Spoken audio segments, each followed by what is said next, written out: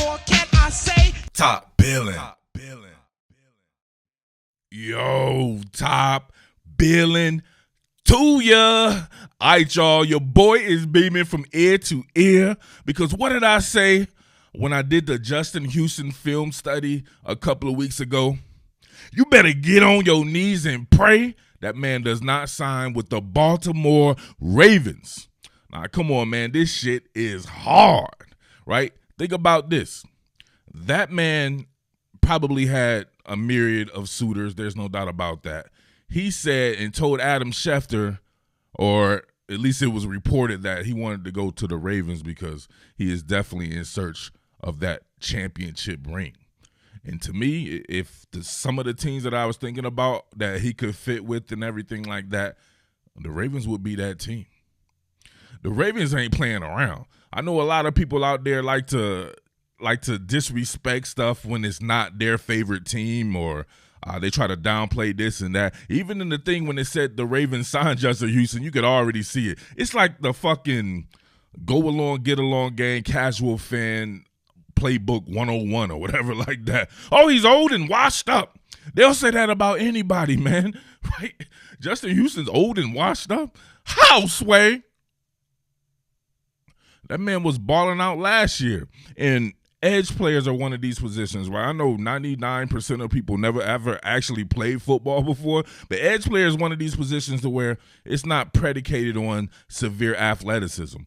You can even see it with people with severe athleticism don't pan out with some of these guys who just understand how to play football, understand how to set up leverage, understand counter moves, understand the psychology of the game. A lot of people don't talk about the psychology of football.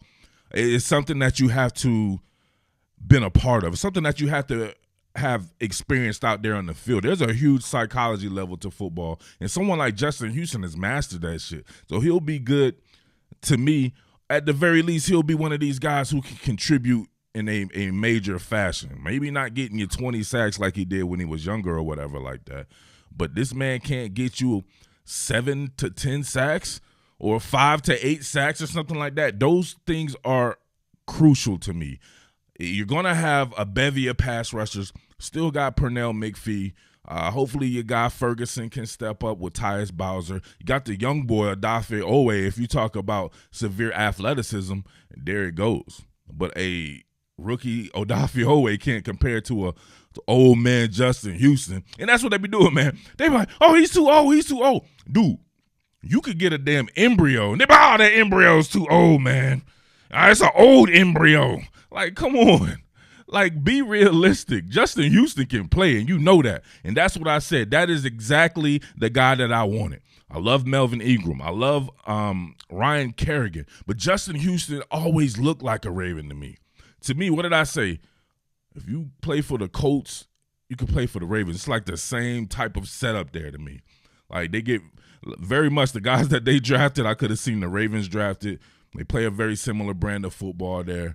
And obviously, you know about the actual connection between the Colts and the Ravens and everything like that. But Justin Houston fits that, being able to work out of a motorcycle stance, being able to push this man out to the nines, or being a 4 or 3 point stance, he can get after it. And most importantly, this dude is money against the run. He's just one of these guys that's just extremely balanced. He's extremely balanced in his play. He's mastered the psychology portion of it. His strength isn't going anywhere. He's still semi-explosive. He understands how to put together a move set. He's going to study his opponent, and he's going to work off that opponent's weakness. And I'm going to go ahead and repackage the film study that I did on this particular one for people who may have not seen it, and we shall see. But make sure you're sharing this content, please. Come on, now don't let your boy down, right? Your boy finally here. Quality content has arrived, not quantity content. I noticed that, right? I don't like to look at other people's shit. I don't like to even really associate with nobody outside of myself and maybe some of my people in the top billing villains and everything like that. But I noticed that a lot of this NFL shit is more quantity type shit. You have dudes with 9,000 videos. They make 2-3 videos a day and stuff like that. That'll never be me. But you couldn't expect your boy to come with the quality and expect it to be on another level. So To me, you can't rush stuff that's very good, and I feel like I can bring that to the table, and I will be bringing that to the table. So make sure you keep it locked right here for Ravens coverage throughout the season, and we shall get it done like that. But, man, you should be extremely excited about Justin Houston. I know I am, and yeah, I thought it may happen like week 2 or something like that. I forget what that thing is. Maybe the contract's not fully guaranteed or something like that. But they had to have assessed the situation at the beginning of training camp and be like, yeah, we need someone else, right? That was the thing that was holding me back from the Ravens, although I believe even without Justin Houston, they have a great chance to win the Super Bowl. But you need somebody to be able to tie that all together. Definitely at the beginning of the season. It's going to be a tough schedule. It's going to be a tough road to hoe. But guess what? Those teams have to play the Ravens too, right? So the Ravens going to bust that ass, and you know it's on, man. So let's go ahead and get back into that film study and let me know what you think about your boy Justin Houston to the good guys. All right? Houston, I believe, will be worth his weight in gold, right? Matter of fact, man, let's check this out. I think the world of my man T Sizzle. So comparing Justin Houston to Terrell Suggs here, and this is an exact comparison of the first 10 years of their career. You got Terrell Suggs from 2003 to 2012, Houston from 11 to 20, obviously currently now. And check this out. In, what's that, 15 more games? Hopefully that's 15 more games. You know what I'm saying? People, I told you he was dumb. I told you, Cletus, he's dumb. So 15 more games here, but look at this. 13 more sacks from Justin Houston. The guy can go. He has 97.5 sacks in his first 10 seasons, and I believe he may have had 8 sacks last year. He's one of these guys, I think, for the Baltimore Ravens and how they get down with the fabricated pressure and everything.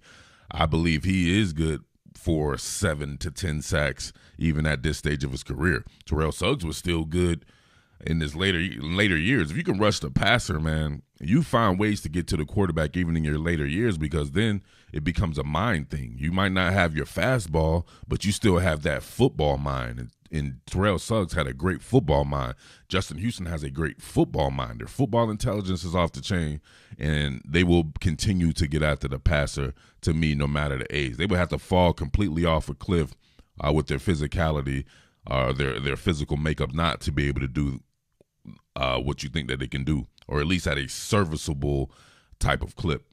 So obviously T Sizzle used to get after the run and everything, man. Look at his solo tackles, but keep in mind this was 15 more games than Justin Houston. So think about that, though. 15 more games for Terrell Suggs, but 13 more sacks for Justin Houston over the same exact time period.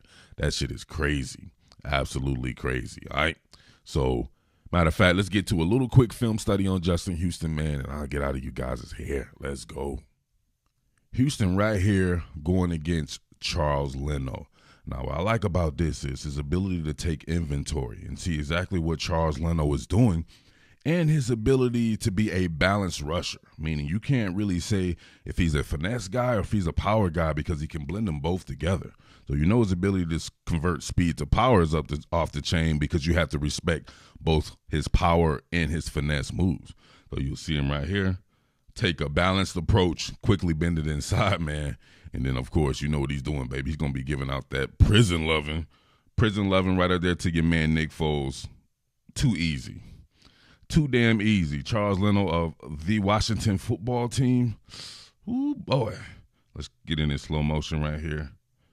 Got him taking inventory of Leno in his kick step phase here. Give him something balanced. Sell, no tell, right?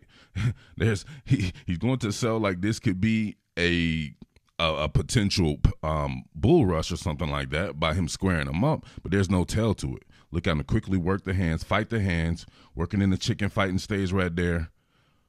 Gets that off. Your man Charles Leno, way too far over his ski, had his ass super tall, right? Standing tall and talented in the pocket right there. Like he Moses Malone or some shit like that.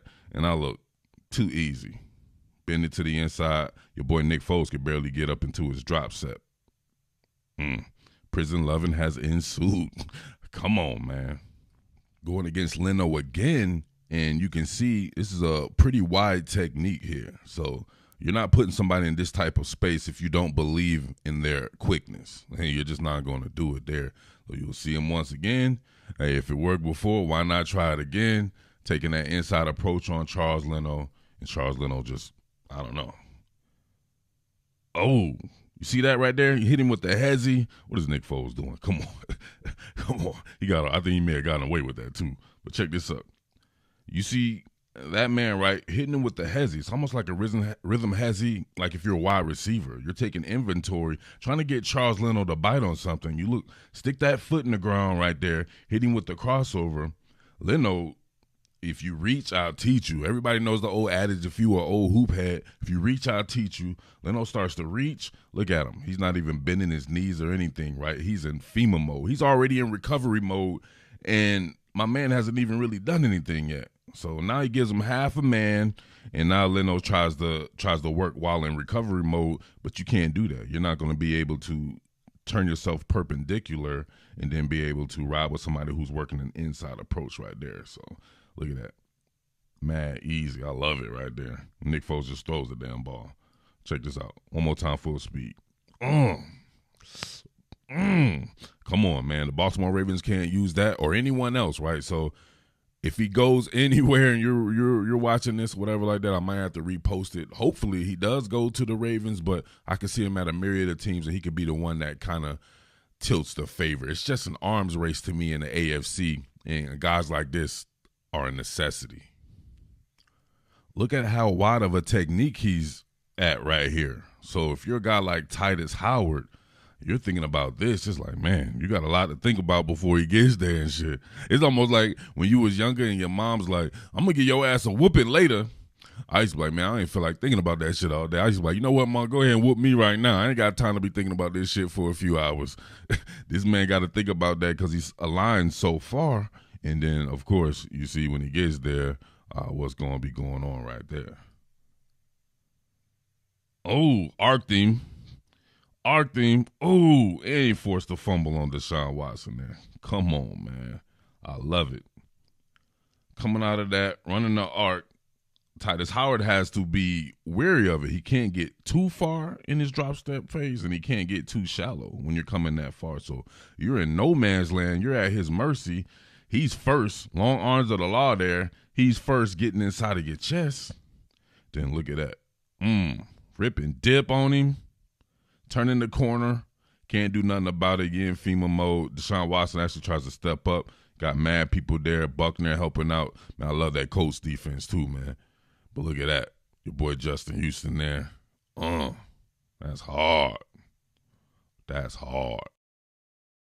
I'm working with Danico Autry here, so he'll be the nail to Autry's hammer in this edge exchange situation. You'll see him running to the outside. And then my man right here cuts a tight corner, and he's coming with the quickness there. The guard is unable to combat that. That's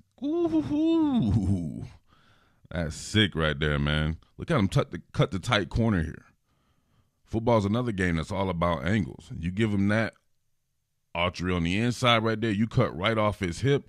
My man's hella committed to getting Autry to go his initial assignment, that he's unable to combat that. And then, of course, you're trying to corral a man. He's already in full gait. Deshaun Watson, prison loving time. Safety. Going against Laramie Tunsil, a little bit tighter alignment here. What about being patient, right? A lot of two-gapping in Baltimore's plans as well. Look at that. The patience pays off. You see him just surveying the land. Coming off with Laramie Tunsil here. Making sure he keeps outside contained. But then he sees where, like, all right, I might have an approach here to kick it back to the inside. And he does so, still maintaining that outside contain here. He just repositions Larry Tunsil. And then, of course, Deshaun Watson starts to disengage or detach from the pocket or trying to step up. And he's right there to meet and greet him. Back press to the nines here. My man Billy Turner catches a bad one. Look at this. Right in his chest, driving Miss Daisy. Aaron Rodgers spread his herb ass on the grass like fertilizer, like my man Cash used to say. Check this out. Come in, give him that sail no tail, right? Balanced approach right there. You don't know if he's going to run the arc, he's going to take an inside approach, or he's going to center you up. He chooses to center you up, hand in the chest, continuing to work there. Now look, driving Miss Daisy. Look at that. Ooh, boy.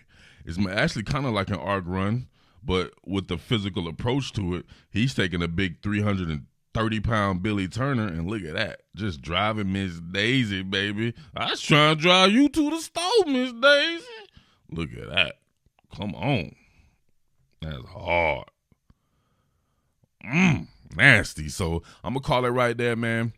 I might have to repress this out for public consumption there if he goes, or whenever he signs or something like that. Maybe I'll add to it, but you get the gist of it. At least as a hired gun on third down, something that we seen even Terrell Suggs do at one particular point in time. I think that he can definitely be worth his weight in gold. If you think about this with the guys that they have, I believe some of these guys will step up with the added opportunity. And then you get this guy who I think is good for 7 to 10 sacks, and I should be very good. The defense should be off the chain. Offense should be off the chain. The whole damn thing should be off the chain, but we shall see, all right? But listen, make sure you support quality content, people. Thank you for everybody who watched to the end. Make sure you support quality content, though. Make sure we keep the lights on here at Top Billin. Anything you want to give is anything, baby. We just keeping the lights on and making sure that the equipment is working. And I can continue to bring this quality content for you. But obviously, it's your boy Murph, the Underground King, Top Billin Sports, and I am out. Peace. What more can I say? Top Billin. Top Billin.